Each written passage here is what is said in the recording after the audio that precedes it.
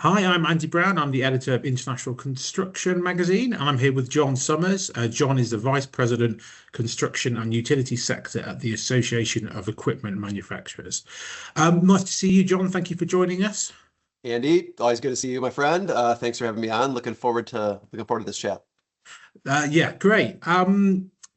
So we just thought, so obviously we're going to be speaking to John about ConExpo, which obviously the AEM organises. But we thought before we get into that, we'd take the opportunity to kind of tap into his knowledge about the US construction market. So, yeah, John, kind of it's a big question, but kind of how would you say like the health was at the moment for the US construction equipment market? Yeah.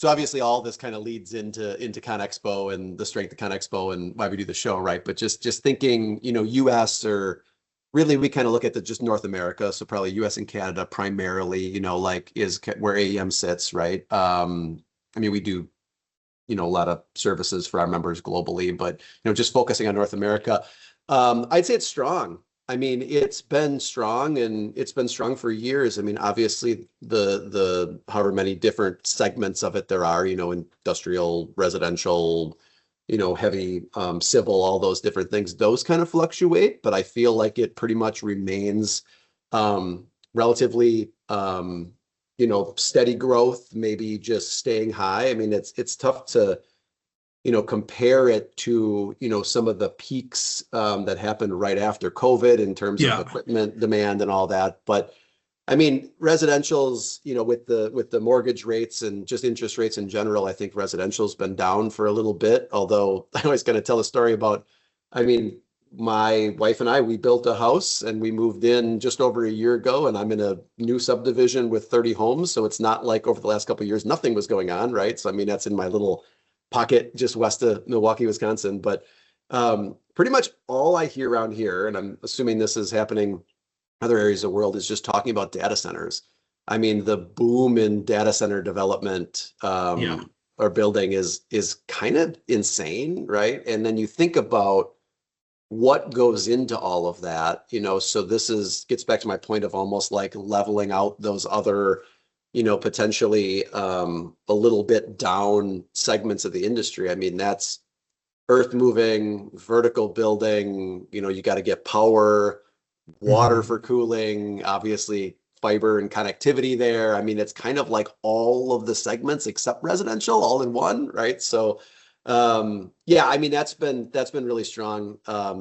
The other thing, I guess, the infrastructure, when I say that, I'm talking mostly like highways, bridges, all that stuff, like in the US specifically, always has a lower grade. So there's always work to be done on fixing roads, bridges, Yeah. infrastructure like that. I mean, it's with more people moving around, you could even throw airports into that mix, right? I mean, it's air travel's back up to its peak, I think, since what happened before the pandemic. So all of that kind of transportation infrastructure is also, strong. It has a solid backlog. Mhm. I mean, data centers is crazy, isn't it? I mean, Nuts. you almost feel like you say, I guess it kind of fluctuates, but it's you almost feel like it's propping up a lot of, you look at some of the contractors and their kind of reports. It's yeah, it's really big around the world, but I think North America in particular is kind of very big as well. I'm just curious because I know kind of in your job, you speak to a lot of the kind of contractors and the manufacturers. Is the kind of so the sentiment is kind of positive looking into 2026? Yeah, it's interesting. So the last couple of years, I think everybody was a little hesitant, especially, just uncertainty, right? I mean, new administration really starting in the beginning of last year. We had some regulatory things that popped up, come down, whether that is. So it's like everybody was a little thinking, hey, do I turn over my fleet? Do I buy new equipment? Do I rent and stuff like that? But if the work is still coming, they have to do Hmm. something, right? I mean, I think that, right after the pandemic, people were just trying to get their hands on new equipment with all the supply chain shortages and just the lack of equipment availability. So a lot of that caught up, and it caught up like as a big rush. So it's taking a little bit of time just to kind of churn through that inventory. But things are still moving. I mean, you might look at, again, I kind of made this comment earlier, I think, but like, you look at, you know, um, like volume of equipment purchases and stuff like that compared to availability and what was happening 2 to 3 years ago. And everybody had new machines, so it's just going to take a little while to kind of work those out. But everything's still running. I mean, I think everybody is relatively happy with everything that's going on. I think that we'll kind of get into like government funding. I mean, obviously data centers, the majority of that, maybe all of that, is kind of privately funded companies, putting them up. And then you get into the federal dollars, right? So coming up this summer, actually, I think it's September, the highway bill is up for reauthorization. So obviously the AEM team in Washington's been doing some work to educate folks on the need for that funding. So then you think about kind of my ebbs and flows thing again, like if some data centers wrap up or some of the other residual funds from the Infrastructure Investment Jobs Act, if some of those start kind of going down, then we have a highway bill that kind of kicks back in, right? So I think it's just kind of maintaining, the kind of smooth going that it really has been for, I mean, geez, I don't know. I mean, I feel like it's been over 5 years now, right? So.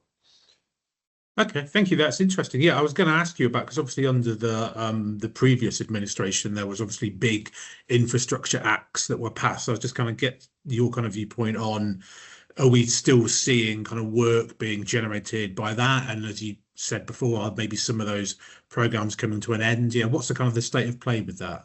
Yeah, so it's kind of hard to follow the money, right? I mean, I think everybody kind of tries to, and it's like, when does that get to a point where it really impacts, I'll call it the equipment businesses, right? So I don't remember the millions or billions of dollars, right? But a lot of it went into rural broadband or high-speed internet availability. I actually saw a stat the other day that in 2025, so last year, it was a bar chart, so I don't know exactly what the number was, but I think it was about 12 million homes have now, or 12 million new homes have fiber to the home than they did the year before. And that number has been continuing, and that bar chart's continuing to increase. So that's a lot of work. A lot of that has to do with some of that funding, as well as obviously private, internet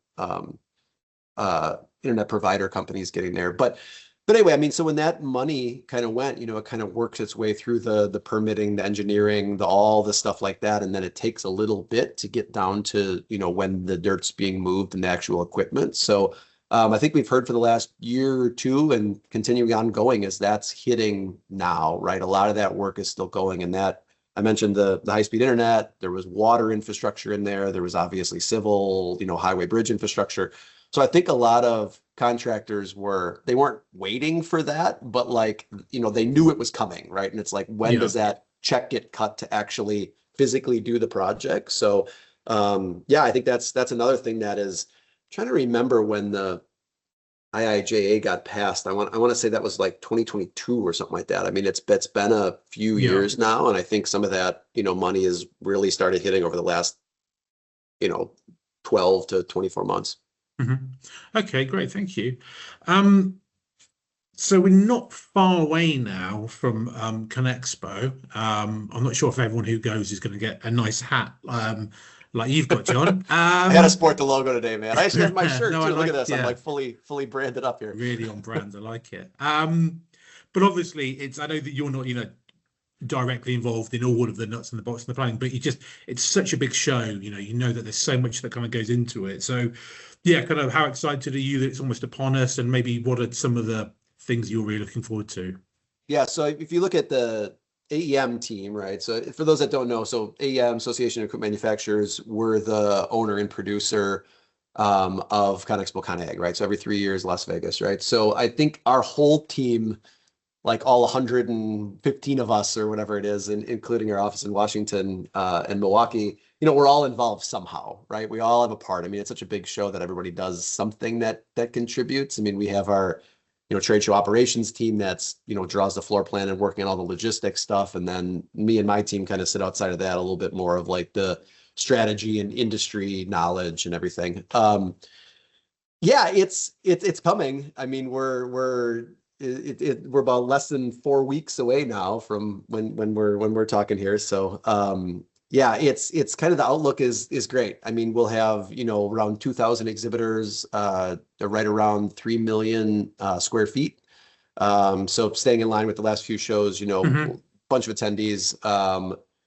So it is basically the show, Western Hemisphere, kind of as we say, obviously North America, but also a global show, a lot of international attendees, but 150 different education sessions, along with some new educational features. Obviously, people do stuff in their booth.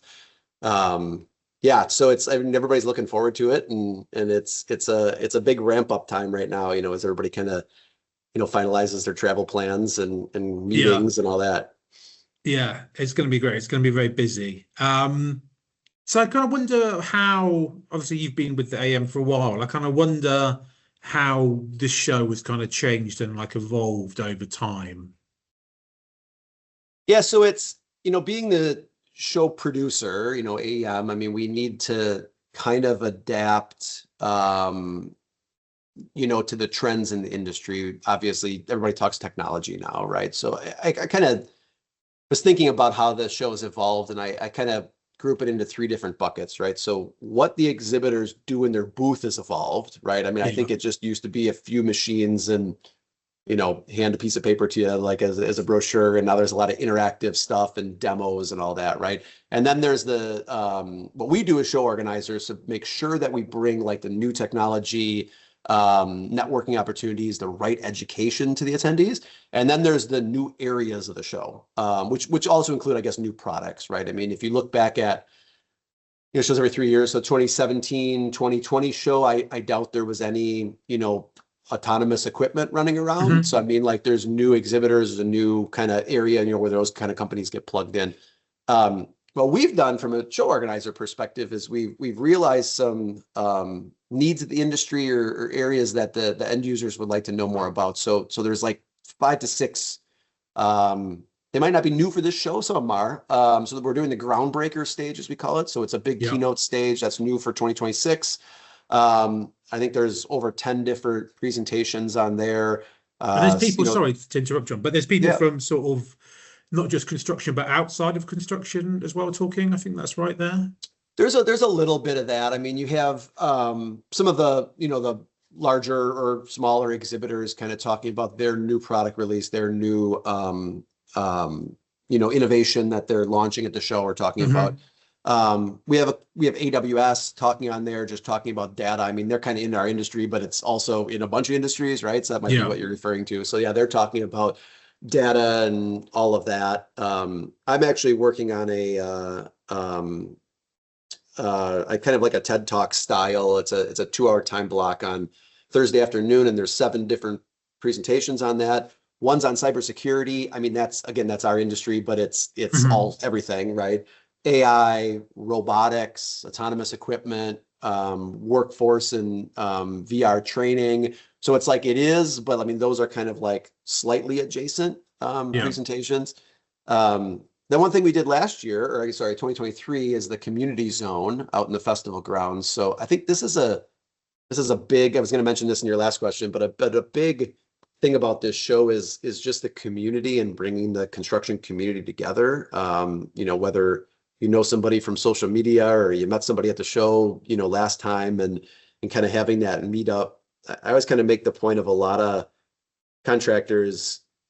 Some of them do, obviously, but a lot of them don't necessarily compete with each other. I mean, if you're doing work in, Arizona, you're not necessarily competing with somebody in Pennsylvania, right? So, I mean, Hmm. it's like, but right, running into the same challenges, whether that's workforce or getting data from your equipment or whatever it is. So, I mean, like that community zone really is a good like meetup spot. I mentioned education sessions. And then there's 3 new workshops we're doing, so I'm really excited about these. So it's on the Friday and Saturday of the show. So there's an Empower Her workshop, we call it. So that's really about the women in construction.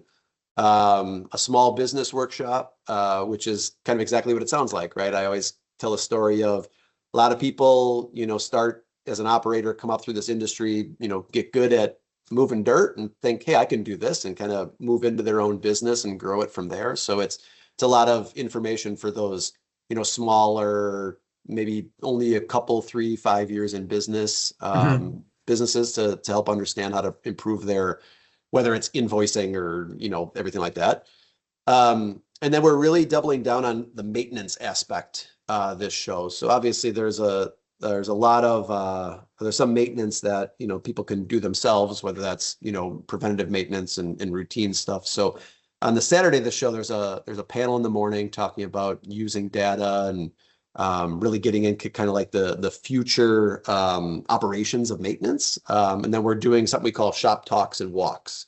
So it's an opportunity for folks that have registered for it to get a curated tour around the show and hear directly from the subject matter experts in a few of the company booths, some of the inside, outside, larger, mid-sized booths about things they can do to their equipment to kind of keep that uptime up, right? So a lot of new stuff. I mean, it's kind of like we did attendee focus groups and heard from them about what they wanted besides just, hey, I want to come see the new wheel loader and touch it and look at it, and it needs to be more than that, right? So yeah, for sure. Also, I think that it's we're doing more and more things like this, aren't we? It's great that we can do video calls and we don't always have to go places, but I think there is a benefit of kind of going out and doing things in person, and I think there's a human kind of want for that as well. So yeah, it's certainly, I always think it's quite nice to you go to these big shows, and not that you need reminding, but it's just you realize again quite how big this industry is. So yeah, I think it's nice. And the other thing about, I mean, even if you use ChatGPT to do some research now or whatever it is, there's always stuff you're going to come across that you didn't know existed or you didn't know you needed, right? So I mean, the show's organized, we call them product concentration areas, right? So you got like your kind of earth moving and road building and lifting and aggregate space and all that, scattered, not scattered, but like placed strategically around the show. So I mean, as folks are walking and they're like, hey, I might want to go to company X's booth, but it's kind of like head in a swivel as you're walking there, because there's probably a new product, a new company that you didn't know existed that might help solve a problem. And you can't, sure, you can do research and online and stuff like that, but if you don't know what you're looking for, it's hard to look for it, right? So it's like just coming across that stuff is another big advantage of a show this big, where there's a lot of stuff there that could help people. So yeah, there certainly is. So obviously this is a show that's obviously always in America, and obviously America is such a large market for kind of construction, but I wonder if you get a sense of kind of what the international participation is like, and is that sort of something that you guys are kind of aware of and are looking to kind of grow or expand? Yeah, I mean, obviously, definitely aware, right? So international attendance has always been strong for ConExpo, ConAg. I mean, I don't know what percentage of it is off the top of my head or whatever, but I mean, you think about the companies, like you said, America is a large market for construction, right? So you think about the companies that are headquartered here or have offices here, and then the ones that aren't still have a presence here, right? So they're still trying to hit that global audience and have that international brand awareness. So we have a team that works with international partners around the world to help get delegations from their country or region there. We do marketing in all areas of the world. So yeah, it's a focus for the show. I mean, I think it's as you mentioned, the North America market is larger. So and we're in Las Vegas. So I mean, that's kind of the core of the show, but a lot of international exhibitors, a lot of international attendees. And the thing that I think is also interesting in this is some of the companies that, even if they're headquartered here in North America, but let's say they have an office in France, let's make this up, right? And so they have the French-speaking folks also come over for this show. So some of their customers in that region come there. So the exhibitors try to do a really good job of catering to whoever the person is that walks in their booth, whether that's maybe with translators or with native speaking folks. But all of that and some of the products to show are more targeted towards that international market, because products might be a little different used in Europe than here. Yeah. So yeah, it's a focus for us as the show organizer, and I know the exhibitors as well. So okay, great, thank you. And my final question really would be if you can sort of, if you're able to kind of lift back the veil at all, but what are some of the things you could tell us about the show that people might not know or that might surprise them?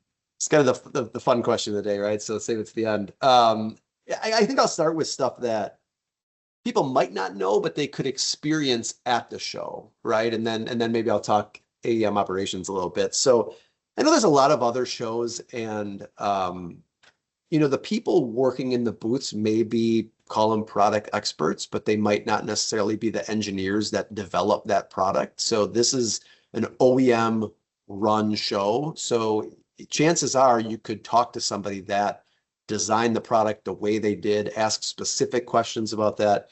The other thing that this industry does really well, maybe versus other industry, I don't know, I haven't really had too much play in those, but the companies making products for the construction industry aren't the type of companies that have a solution looking for a problem, right? I mean, it's not like we're just putting out something and being like, hopefully somebody wants this, right? I mean, they do a really good job of listening to the customer and understanding those specific challenges. I mean, we've seen I think at the show, but just in AEM membership recently, we've seen a lot of growth in attachment manufacturers, whereas attachment for an excavator or a compact track loader, to do different things, right? I mean, it's all of those kind of like unique applications. So like a lot of stuff in that, which is based on customer feedback, right? So I think one of the interesting things I always tell people, I'm like, don't be afraid to talk to everybody in the booth. I mean, they're there to talk to people and kind of share your personal experience, and maybe things you would like to see differently. I mean, I've, heard stories about how some of those conversations happen at the show, and then they go back and evaluate if that actually is a problem for more than a person, and then modify the product, right? I think it's kind of a cool thing versus, I think about a local car show I went to here, and it was just the dealers, and they just wanted to give me better financing than somebody else, right? And it wasn't necessarily about, why the climate control buttons are here versus somewhere else, right? So Yeah. I think that's an interesting thing. I think from a show development, or that's probably not the right word, like production, aspect, is the show's every 3 years, and 2 years and 11 months, out from the next show is when our team starts planning, right? I mean, Yeah. I had a call earlier this week about getting some student chapters through a partner organization there, and getting some, youth there to understand the scope of the industry and, why they should enter in the construction industry.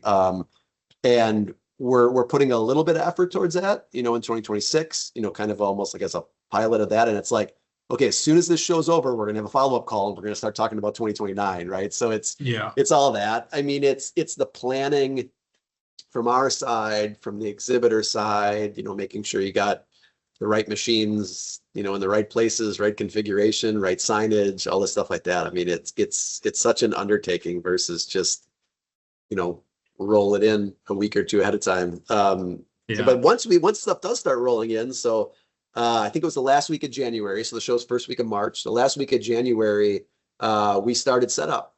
So I mean, is that 6 weeks before the show, I think, is when some of the first cranes and, larger loaders and stuff like that out in the festival grounds area started setting up.